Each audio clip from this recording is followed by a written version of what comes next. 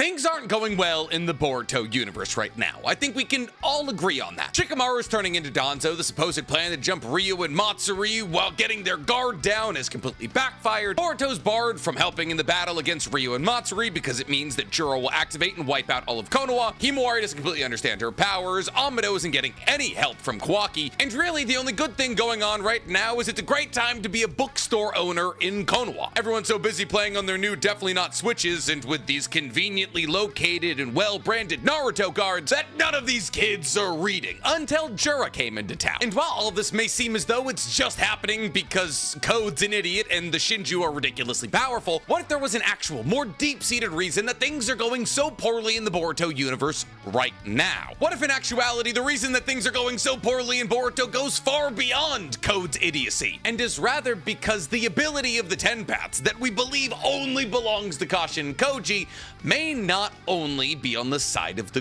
good guys? Well, this is a question that somebody recently posed in my email. A couple of paragraphs that highlighted the idea that maybe on top of Kashin Koji having access to the Ten Paths, so does Jura. Now, the fundament for this idea is basically everything that Kashin Koji has said that would be the worst case scenario has played out to be reality. Time and time again, the least advantageous situation for Konoha Shinobi has come to fruition. And so what if all of this is by design? What if just like Kashin Koji, Jura can see the possible futures? And while Kashin Koji is trying to build out a future that avoids these worst possible scenarios, Jura is doing the exact opposite, building out the most diabolically treacherous timeline for the shinobi of the ninja world. And listen, as ridiculous as this idea sounds, it actually has some merit. And thus today, we're diving directly into Jura has the 10 paths. But before we get to diving into this fan-submitted theory, guys, please, for me,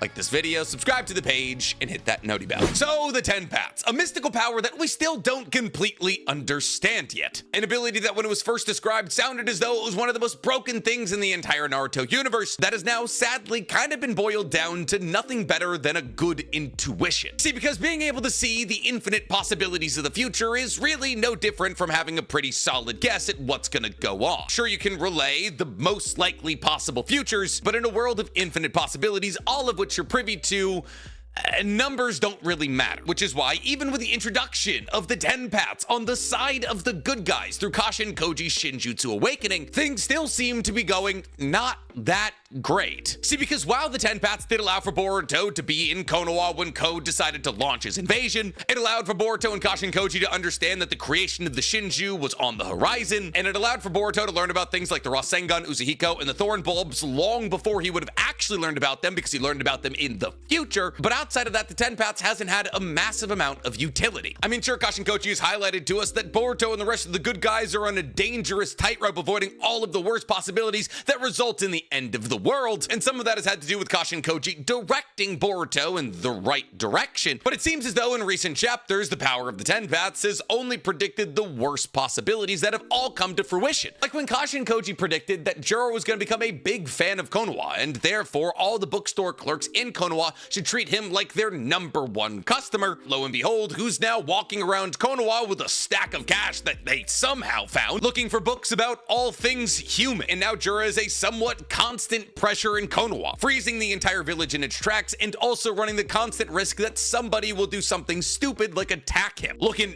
directly at you, Kawaki. And immediately after this, when Kashin Koji was telling Shikamaru to send the new generation of Team 7 to the Land of Wind, he highlighted the possibility that either Ryu or Matsuri could be there, but there was also the possibility that Ryu and Matsuri would both be there. And lo and behold, unfortunately, both Ryu and Matsuri were there, which was by far and away the worst possible circumstance that Kashin Koji highlighted possible. But Konoha prepped for that possibility. Shikamaru realized the fact that Matsuri most likely has romantic feelings for Konohamaru, and therefore the real reason that Team 7 was being sent to save Gaara and Shinki in the battle against Ryu and Matsuri was so that Konohamaru and the rest of Team 7 and 2/3 could split up Ryu and Matsuri so they could be fought individually. And for the most part, this plan worked. Ryu split off with Sarada and Mitsuki and eventually came up to Yodo and Araya, so the battle against Ryu can be a 4v1, while Konohamaru was left behind with Matsuri. And thus, even though it was both Ryu and Matsuri who showed up in the Land of Wind looking for Boruto, it seemed as though Kashin Koji's 10 paths planning was working out for the better. That was until it was revealed, at least according to this emailer, that Ryu and Matsuri understood that they were walking into a trap. And the emailer of this theory believes that the reason that Ryu and Matsuri understood that the shinobi were trying to lead them into a trap is because Jura was able to tell Ryu and Matsuri that that's what the shinobi would try to do prior to their trip to the Land of Wind. And listen, I will absolutely admit that it does seem as though the Shinju have some inkling of an idea of what's going on with Team 7 and 2/3, or at least Ryu does. And honestly, that sequence of events does beg an explanation. The explanation being that Jura could possibly have access to the 10 paths is only bolstered by the fact that we've already seen in some capacity or another that another one of the Shinju, Mamushi, the bug Shinju, has access to another time-based Shinjutsu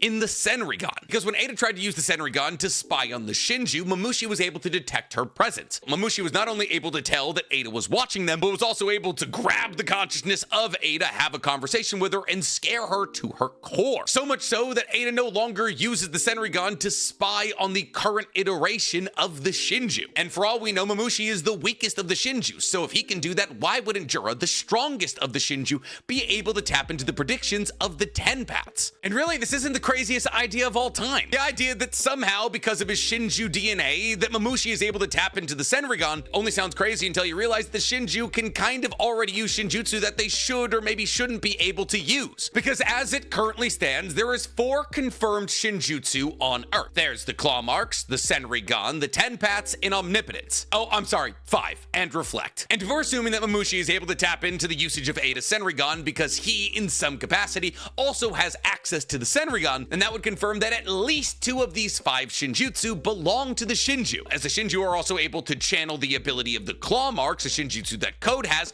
through their Rinnegan. And while it's believed that the reason the Shinju have access to the Claw Marks is because the Claw Grimes that eventually became the Shinju had Claw Marks on them, what if in actuality the real reason that the Shinju have access to the Claw Marks is because they have access to all the Shinjutsu, at least in some capacity or another? If we're assuming that Jura and the Shinju's preternatural ability to find the worst possible timeline time and time again lies in the fact that Jura does have the 10 paths, and that Mamushi has access to the Senrigan, which is why he's able to see when Ada is using it, that would mean that the Shinju have accounted for 3 out of the 5 Shinjutsu. However, that also means that we haven't seen the Shinju use 2 out of the 5 possible Shinjutsu, and 2 of inarguably the most important ones, Omnipotence and Reflect. Now, while we haven't seen Mamushi in combat, really, yet, and therefore there is a possibility that Mamushi maybe has access to Reflect, which would certainly make the eventual battle between him and Daemon much more interesting. The fact that we haven't seen them use Omnipotence or Reflect is certainly a hole in this theory. And unfortunately, that's not really the only hole in this theory. See, to explain why this might be a hole in the theory, let's dive a bit deeper into the idea that Mamushi can see Ada whenever she uses her Senrigan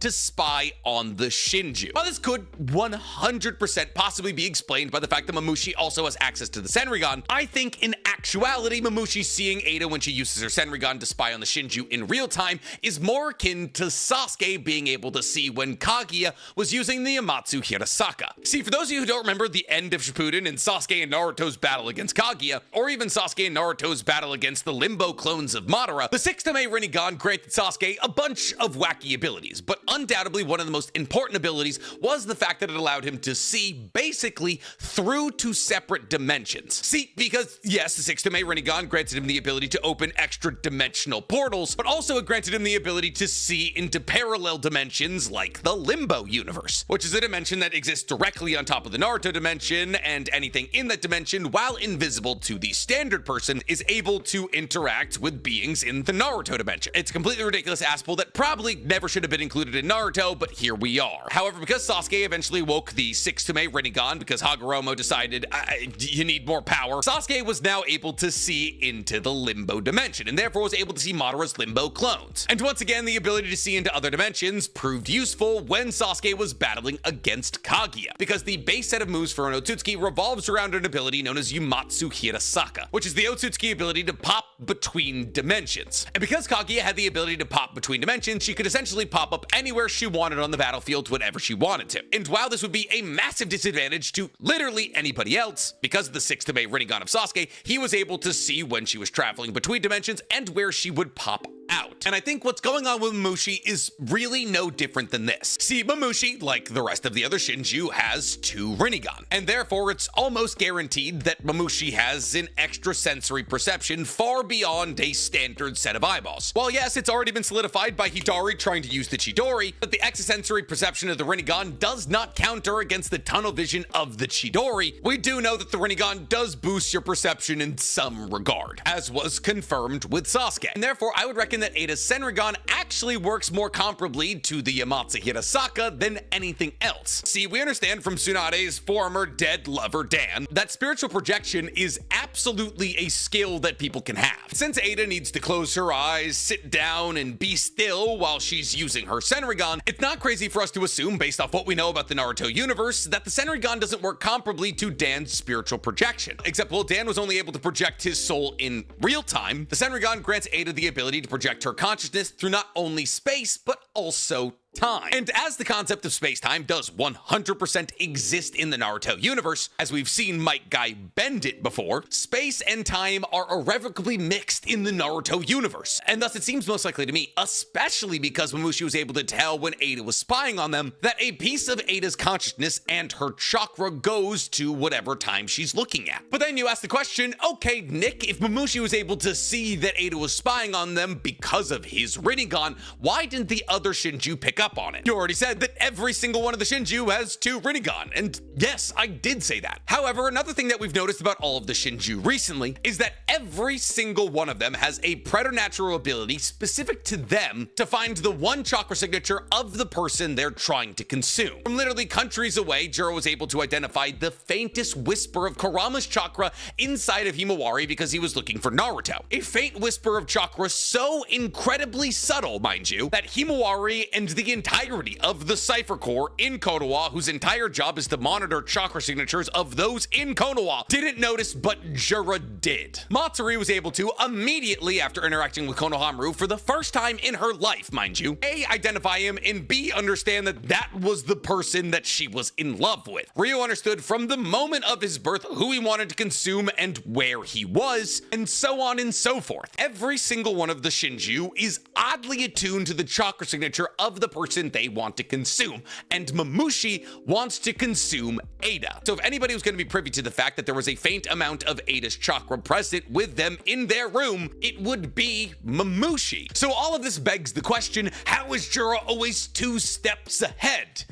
Well, to that I say, is he? See, yes, obviously, a couple of the worst possible futures have come to fruition, but I would hardly argue that Jura showing up in Konoha and buying some books is the worst possible future. In fact, the worst possible future is that Jura wouldn't be interested in Konoha at all, and would destroy Konoha in search of Himawari. Jura going around and stalling for time as he reads 100 books a day is kind of best case scenario. On top of that, it's not necessarily like Jura's making these futures come to pass. Everything that's happening is within the parameters of what Kashin Koji is predicting.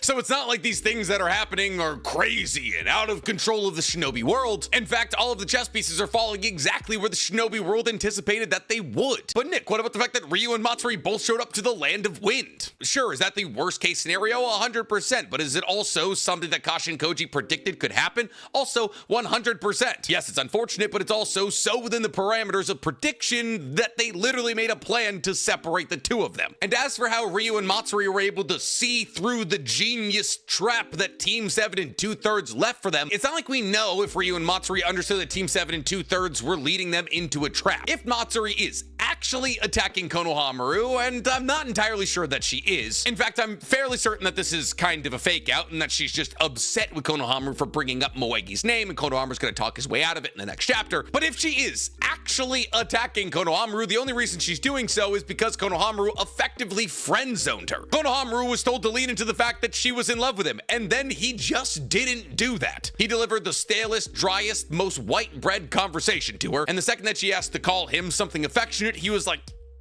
eh. So yeah, she got upset when moments before that she was eating out of the palm of his hand. And the situation with Ryu really isn't all that different. Are any of us genuinely gonna sit here and say that the acting from Team 7 2/3 was even remotely good enough to trick anybody? Ryu is walking with Sarada and Mitsuki off to where he believes Boruto is, and then immediately stumbles upon Urea and Yoda, who are just stinking in bloodlust, to the point where he calls it out twice. Mind you, Boruto is nowhere to be found. His Iron Sand isn't finding anything. There's now 4 shinobi around him. And Jura and Matsuri have both been probably talking about the fact that they battled against shinobi recently from the Land of Wind and the Land of Fire, the 2 teams that comprise the 4 shinobi that are currently surrounding Ryu. And Ryu, who's not as dumb as he seems, is like, oh, they want me to pull my thorn bulb out of my chest to lure out the Boruto I know is nowhere near us? Yeah, okay, let's see if Boruto goes for the trap. And you know who goes for the trap immediately?